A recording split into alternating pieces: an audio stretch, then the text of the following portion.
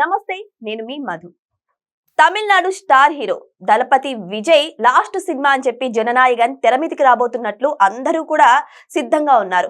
ఇక విజయ్ ఫ్యాన్స్ గురించి అయితే చెప్పాల్సిన అవసరమే లేదు. ఆ సినిమా కోసం 1000 కళ్ళతో ఎదురు చూస్తున్నారు. కానీ ఇప్పుడు జరుగుతున్న పరిస్థితులు చూస్తుంటే ఇది తెర వరకు కూడా వచ్చే అవకాశాలు చాలా తక్కువగానే కనిపిస్తున్నాయి. ఇంతకు జననాయగన్ రిలీజ్ అవుతుందా లేదా అనే సస్పెన్స్ అయితే ఇలాగే కొనసాగిస్తున్నారు. మరి దీని గురించి తెలుసుకుందాం. ఈ రోజు మనతో పాటు ఉన్నారు సీనియర్ జర్నలిస్ట్ సిఎస్ రావు గారు. వారిని అడిగి మరిన్ని విషయాలను తెలుసుకుందాం. నమస్కారం సార్. సార్, హీరో దళపతి రాజకీయాలకు వచ్చిన తర్వాత ఆయన చివరి సినిమాని అనౌన్స్ చేసి మరి ఈ సినిమాని రిలీజ్ చేయడానికి సిద్ధపడ్డారు. ఇంతకీ ఈ సినిమా రిలీజ్ అవుతుందా లేదా సార్? సినిమా ఇప్పుడైతే విడుదల కావట్లేదు అనేది అఫీషియల్ గా నిర్మాతలు అనౌన్స్ చేశారు. బయర్స్ కూడా టికెట్స్ అమ్మారు కదా, అవి మళ్ళీ మేము రిటర్న్ అమౌంట్ ఇస్తామని చెప్పి అఫీషియల్గా అనౌన్స్ చేశారు. ప్రస్తుతానికైతే సినిమా రిలీజ్ ఆగిపోయింది. యాక్చువల్గా ఇవాళ తమిళనాడులో రిలీజ్ కావాలి, రేపు తెలుగు రాష్ట్రాల్లో రిలీజ్ కావాలి, వరల్డ్ వైడ్ రిలీజ్ కావాలి. అది సో అది రిలీజ్ కావట్లేదు. దీనికి కారణం ఏంటి అంటే రాజకీయం, పొలిటికల్. ఇంతకుముందు పాలిటిక్స్ వేరు, సినిమా వేరు అన్నట్టుగా ఉండేది. ఎన్టీ రామారావు గారు ఎప్పుడైతే రాజకీయాల్లోకి వచ్చారో అప్పటి నుంచి క్రమేణా అటు సినీ రంగాన్ని ఇటు రాజకీయ రంగాన్ని వేరువేరుగా చూడలేనటువంటి పరిస్థితి ఏర్పడింది. అది కాస్త ఇప్పుడు ఏమైందంటే ఎవరైతే సినిమాల నుంచి వచ్చారో రాజకీయాల్లోకి వాళ్ళ సినిమాలని టార్గెట్ చేయటం కొత్త పందా మొదలైంది, కొత్త తరహా సంస్కృతి మొదలైంది. ఇప్పుడు మనకు తెలుగు రాష్ట్రాల్లో తీసుకుంటే పవన్ కళ్యాణ్ గారి సినిమాలు ఎన్ని సినిమాలని అడ్డుకున్నారు, ఎందుకు అడ్డుకున్నారు? రీసెంట్గా కూడా సినిమా రిలీజ్ కాకుండా చేశారు కదా, థియేటర్ లేకుండా చేశారు కదా. కుట్ర ఎక్కడ జరిగింది?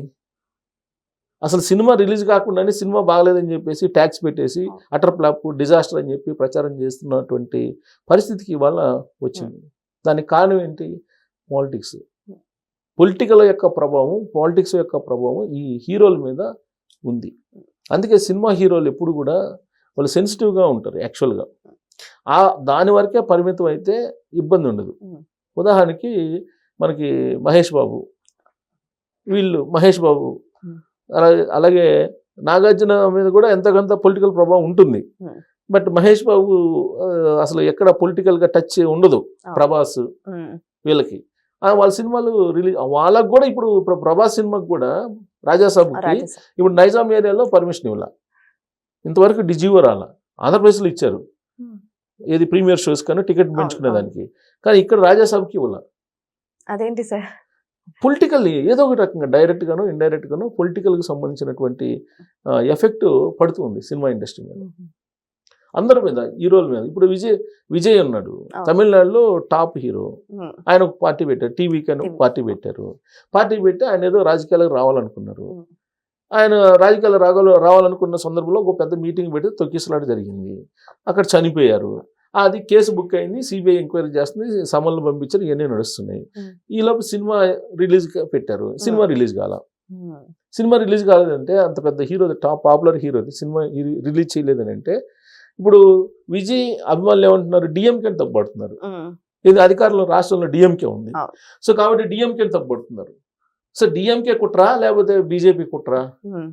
యాక్చువల్గా నిన్న పొలిటికల్ డెవలప్మెంట్ చూస్తే తమిళనాడులో బీజేపీ టీవీకే 2 పొత్తు అని చెప్పేసి వినిపించింది.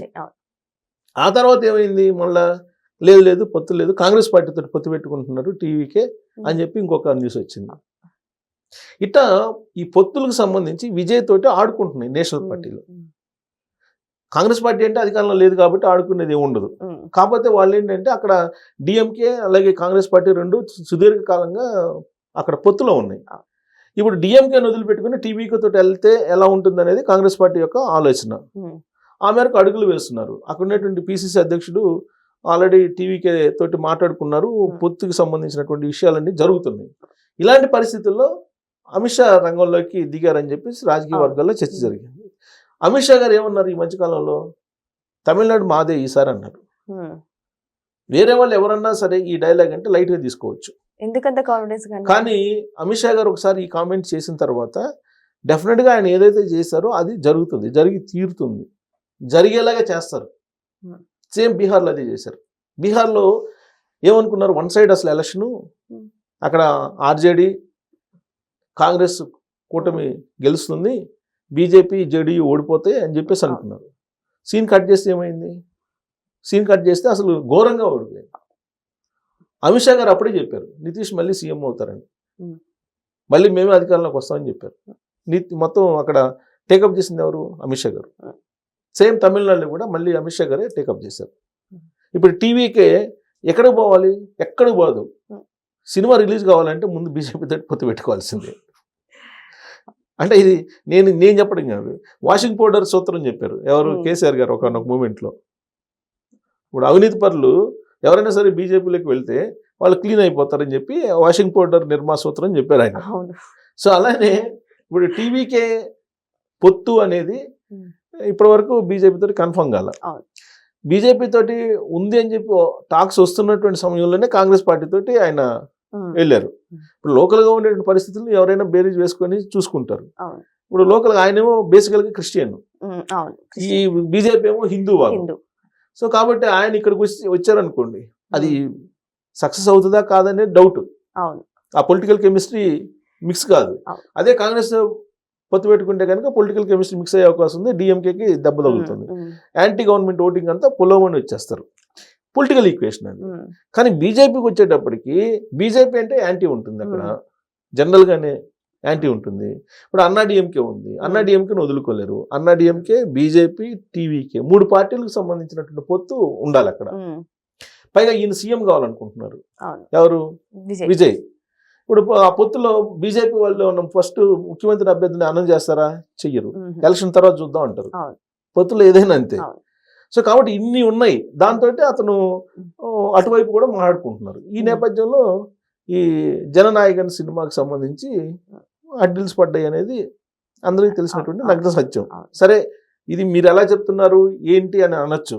బట్ ఎవరైనా సరే రాజకీయాల గురించి, సినిమాల గురించి తెలిసినటువంటి వాళ్ళు ఇదే చెప్తారు. ఎందుకు చెప్తారని అంటే ఏ రాష్ట్రంలో చూసినా అదే ఉంది. ఇప్పుడు మనకి తెలంగాణలో చూస్తే పుష్ప 2 సినిమా సందర్భంగా జైల్లో తీసుకుని పెట్టారు అల్లు అర్జున్. మరి అల్లు అర్జున్ జైల్లో అప్పటికప్పుడు పెట్టేశారు కదా. పెట్టిన తర్వాత మళ్ళీ అసెంబ్లీలో మాట్లాడారు ముఖ్యమంత్రి, బయట మళ్ళీ అల్లు అర్జున్ మాట్లాడారు. అంటే వాళ్ళ మధ్యలో గ్యాప్ ఉందనేది క్లియర్గా అర్థమవుతుంది కదా. అసలు సినిమా ఇండస్ట్రీ మమ్మల్ని పట్టించుకోవట్లేదని చెప్పేసి సినిమాటోగ్రఫీ మంత్రి కోమటిరెడ్డి వెంకటరెడ్డి గారు చెప్పారు కదా. తర్వాత రేవంత్ రెడ్డి గారు చెప్పారు కదా, సినిమా ఇండస్ట్రీ బీఆర్ఎస్ పార్టీ వైపు ఉంది, మా వైపు రావట్లేదు అని చెప్పి. సో ఇన్ని ఉన్నాయి, గ్యాప్స్ ఉన్నాయి. ఈ గ్యాప్స్లు ఉన్నప్పుడు సినిమాకి సంబంధించినటువంటి విడుదల కానీ లేదంటే టికెట్ల పెంపు కానీ ఇట్నే ఉంటుంది. ఇప్పుడు బాలకృష్ణ గారి సినిమా ఉంది, బాలయ్య సినిమా తాండవం ఏమైంది? చివరి నిమిషంలో ఆపేశారు, కోర్టు కేసులు వేశారు. ఎవరు వేశారు? ఎందుకు వేశారు? ప్రభుత్వం యొక్క ప్రమేయం లేకుండా లేదంటే ఇతర ఫోర్స్లు ఏమి లేకుండా వేస్తారా? ఏరు కదా. సో ఇదంతా పొలిటికల్ మిక్సింగ్. ఎవరైతే పొలిటికల్ గా డైరెక్ట్ గా మిక్స్ అయ్యి ఉంటారో హీరోలు కానీ లేదంటే నటులు కానీ వాళ్ళకి ఇలాంటి ఇబ్బందులు తప్పు.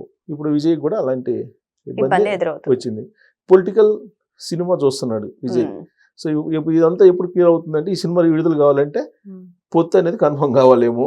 ఆ పొత్తు కన్ఫర్మ్ అయితే అప్పుడు విడుదల అవుతుందేమో. అప్పటి వరకు ఈ సినిమాకి సంబంధించి విడుదల అయ్యేటువంటి ప్రసక్తి లేదు. ఇప్పుడు సంక్రాంతికి యాక్చువల్గా నిర్మాతలు లబోదిబ్బం అంటున్నారు, సంక్రాంతికి రిలీజ్ కావాలి, కలెక్షన్స్ వస్తాయి, భారీ బడ్జెట్ సినిమా, కలెక్షన్స్ ఆ స్థాయిలో ఉంటాయని చెప్పి ఎక్స్పెక్ట్ చేస్తున్నారు. ఈ పండుగకు సంబంధించినటువంటి 4 రోజులు పోయినాయి అనుకోండి, ఈ కలెక్షన్స్ ఎక్కడి నుంచి వస్తాయి? సో కాబట్టి చివరి సినిమా నేను చెప్పాడు ఆయన, కానీ దాన్ని విడుదల చేసుకోలేని పరిస్థితుల్లో అతను ఉన్నాడు. ఇదంతా పొలిటికల్ అంటే ఎలా ఉంటుంది అనేది సినిమా హీరోలకు తెలిసింది. పవన్ కళ్యాణ్ గారు కూడా ఇలాంటి ఇబ్బందులు పడ్డారుగా. సో కాబట్టి పొలిటికల్ అనేది అంత ఈజీ కాదు. సినిమా అంత నిజ జీవితంలో సినిమా వేరు, నిజ జీవితం వేరు, సినిమా వేరు, పాలిటిక్స్ వేరు, సినిమా వేరు, సినిమా పాలిటిక్స్ వేరు, రియల్ పాలిటిక్స్ వేరు. ఇవన్నీ అవగాహన ఉండి చేస్తే పర్లేదు, అవగాహన లేనందువల్ల పడుతున్నటువంటి ఇబ్బందులు. సో ఏదేమైనా సరే విజయ్ నటిస్తున్న చివరి సినిమా అయినటువంటి జననాయకన్ స్టాప్ అవడానికి కారణం మాత్రం ఈ రాజకీయాలే అన్నట్టుగా అయితే తెలుస్తున్నాయి. మరి ఒకవేళ ఇది నిజంగానే స్టాప్ అయిందా లేకపోతే జస్ట్ పోస్ట్ పోన్ అయిందా? మరి జననాయకన్ ఎప్పుడు రిలీజ్ అవుతుంది? అంటే ఈ పొత్తులో భాగంగా అయిన తర్వాతనే ఈ రిలీజ్ అవుతుందా లేదంటే ఇంకా పోస్ట్ పోన్ అయ్యే అవకాశాలు ఉన్నాయా? వెయిట్ చేసి చూడాల్సిందే. Thank you so much. Thank you.